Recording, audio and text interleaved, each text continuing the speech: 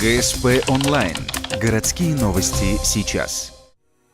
Вторник, 14:30. Музей ликвидаторов техногенных катастроф.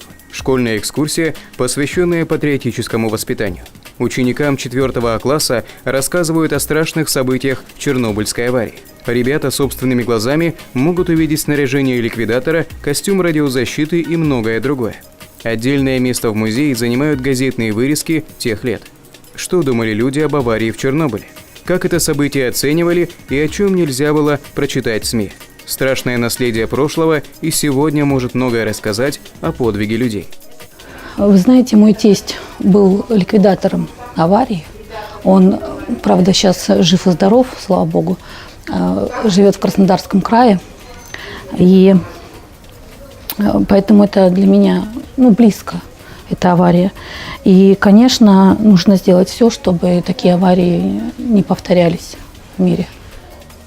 После выставочного зала ребятам показывают документальный фильм «Все о Чернобыле». Поминутная хроника перед аварией, взрыв в 4-м энергоблоке и самоотверженные усилия ликвидаторов.